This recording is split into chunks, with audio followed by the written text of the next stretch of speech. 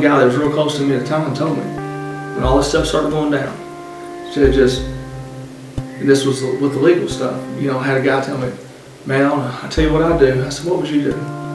This was after all the NASCAR stuff, the other stuff went on. He said, I would just go do my time.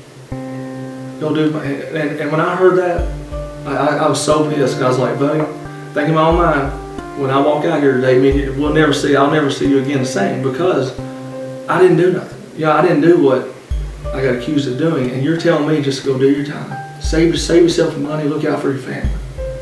How's that look out for my family? That just would have done me in, you know, and it did me and he and I in.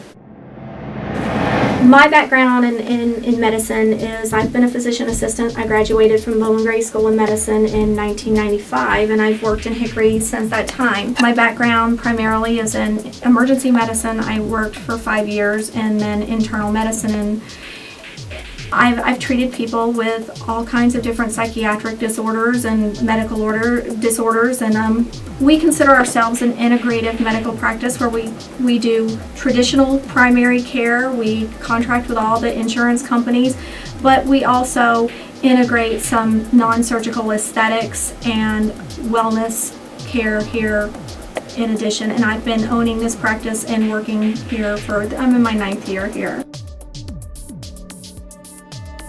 The first word I had of anything, Jeremy was at the track getting ready to race, and he called me and said that he needed me to fax his records to a physician, and I cannot remember his name, but he was like the person that reviewed if somebody had a positive drug screen. So I called my office and I had my receptionist get his record, and we copied everything and faxed it to them. And he was like, Jeremy told me, he said once they get that, they said everything should be fine. And the next thing I found out was I was watching TV and I saw them make the announcement on the news that Jeremy had been suspended for using methamphetamine. I've worked ER for 5 years. I've seen people using methamphetamine. You know, I've seen people tweaked out, and he just never struck me as that, so I was in shock.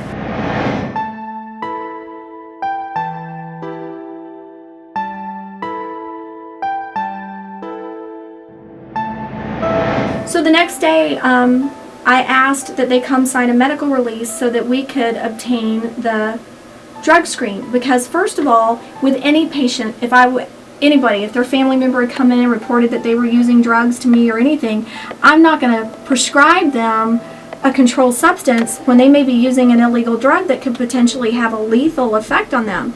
So I needed the drug screen to treat my patient.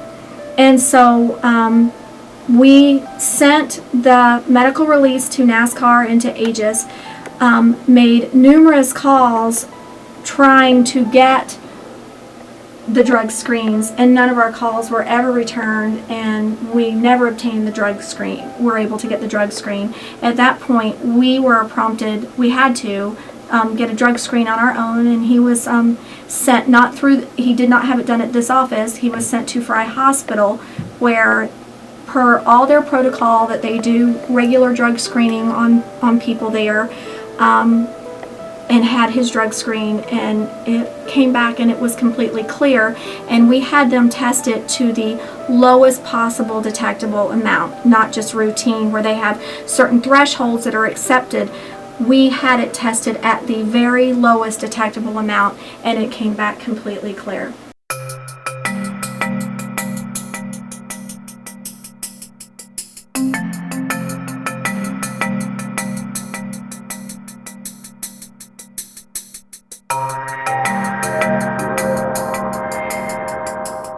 My career started out as a police detective. Spent several years doing that type of work. During my law enforcement career, I was lucky enough to be selected to go to the FBI National Academy, graduated from there, and later on started in the insurance investigations career, and have done that for a number of years. I had my own business, my son and I, and did that here locally, and was a private investigator. Did a lot of different types of investigations, including this one. That's how I got involved in this particular case. And I'm a certified fraud examiner, and also have a senior claim law associate designation. This is a unique case. It's got a lot of different twists to it, and I've worked on this case for a long time. I started this case in 2009, shortly after the failed drug test, and continued on really off and on for 2 to 3 years. I've spoken to numerous medical professionals who have reviewed the test, who've reviewed the data, and all of whom will tell you that this isn't a typical report that is produced. And I'm not suggesting that it's just the language in the report, in the way it's worded. There's other information that should be included, that should be considered. I don't know the answers. I'm looking for the truth. Yeah, I'm here to work for Jeremy, but what am I doing? I'm just fact finding. I'm looking for the facts. I'm looking for the truth. And, if I'm interviewing you and you're a doctor, tell me what you know, because that's what I'm looking for. I don't know this information, so you share it with me. And that's what they did. They shared a lot of information with me. I've got other medical professionals that will tell you that given the fact that Jeremy had a prescription medication for Adderall and had taken a legal over-the-counter medication of Claritin D, those facts are known. Those facts also are known to show the false positive. The test should have been thrown out.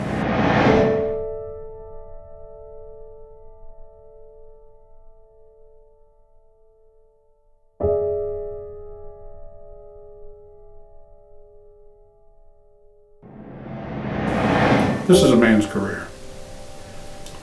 Jeremy Mayfield is a good man. Jeremy would do an interview or so and it'd turn out horrible because people would edit it and twist it and turn it.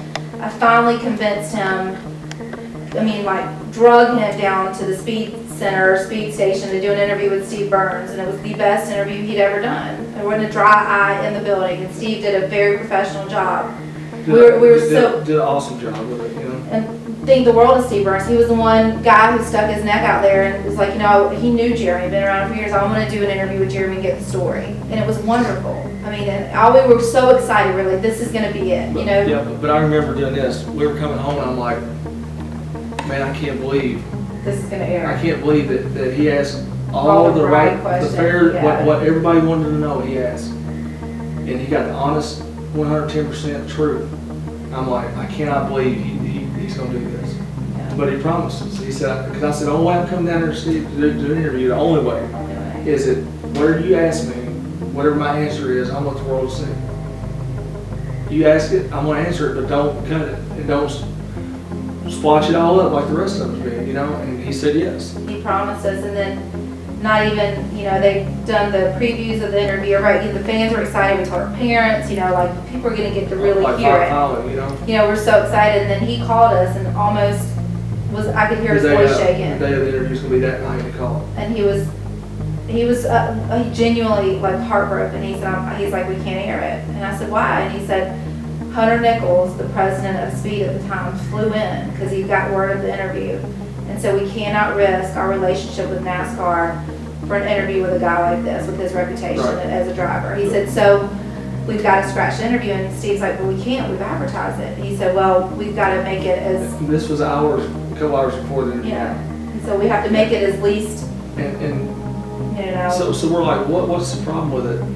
What's the problem with it? He said that he almost lost his job for doing it. But the fans, guess what the fans think? Here's what all the fans in the world see out there. Well, we got a Jeremy Mayfield story's coming on tonight. That's the way they advertise it. Now when he gets on, they goes, so Jeremy, how's it going? Well, good, we're going to fight this. Boom, cut to a commercial or something. It comes back on. Well, Jeremy, good seeing you, man. Glad you stopped by. Okay, thanks. That's all you've seen of it. You know what I mean? It's like... So then again, it's like we lose again. Well, he's lying or something. There's no story to be told. Yeah. Nobody would tell our story. Nobody. We do interviews with media, of course, only media will be interested at the time was NASCAR. No mainstream media really gave a crap about NASCAR, so it's all NASCAR media. Well, and along the way, all of our attorneys saying is, don't talk to the media. Yeah. Don't talk to the media. We'll just Well, we'll because stay the in court. case was That's what they going all said. So you were like this, That's okay? true. Cool. We won't talk to the media. We won't tell everybody. Okay, just hold tight. So that's why when we did interviews, you hear me say, "Well, you'll see. Yeah. It's coming. You'll see." I got tired of doing that.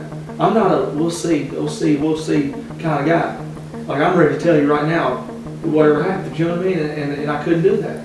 We were stuck. We were just like, okay. And then people ask questions. So, Jeremy, don't you think you need to take road recovery at the time? Well, no, I'm not going to take road recovery. That's all they show, stuff like that. Instead of what really happened was you told the truth, and they stepped in and blocked you again, cut your feet out behind you, and you hit the ground, and they didn't air it. I would be embarrassed to sit right here, right now, on this interview, and you and I sit here and agree with LabCorp does not know how to test like Aegis does.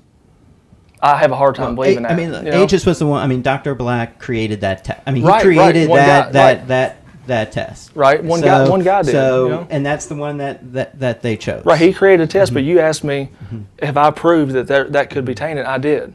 I went and got tested 20 minutes later and showed negative. That's proof that one is wrong.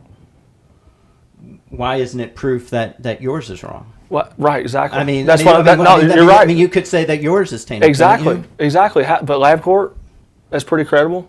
Well, you just keep arguing. Right. What's credible. That's what I'm saying, Bob. That's exactly what I'm saying. If you have one guy doing all of it, it's always going to be that way.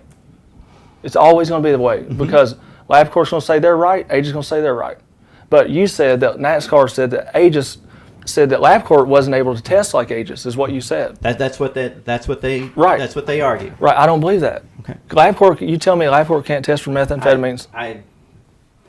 I am not an expert. I'm not so, either. I mean, so I can't say. So you're saying if somebody out there listening is taking methamphetamines and they need to pass a drug test, go to LabCorp because LabCorp don't know how to test for methamphetamines. Is that what you're saying? That seems to be. I mean, that would seem to be what NASCAR is saying, that they don't have the ability to test the way that NASCAR, or that they would not have the ability to kind of break out the components. I mean, right. And that's very difficult. So what you're saying is NASCAR says that LabCorp does not have the capabilities of testing the way Aegis tests. You're saying that? I mean, it's what they're saying. But right? that's what they're saying. That's right. What they're saying. Okay. So NASCAR's opinion that LabCorp wasn't able to test like Aegis. That's, to me. I mean, that's the way I read the document. I get another chance with the team. It'll be because it's God's blessing. That'd be the only reason. Don't wait from that. So if I'm in that situation, I'll be thanking God because I know that's the only way it's going to happen. If I don't drive one, I'm looking at that as God's blessing because I wasn't meant to drive one anyway. And what that's going to mean is that if I'm never in a cup car again, there's going to be a lot of dirt racers and a lot of modified drivers and team owners. They're probably not going to like this. I can tell you that. Because I'll probably be in trouble for stealing because we're going to walk in like Jesse James and take everything they got. You know what I mean? Every racetrack, for whatever it's 3,000 win, we'll go get that. We'll go over and get this 5. We'll just get it all.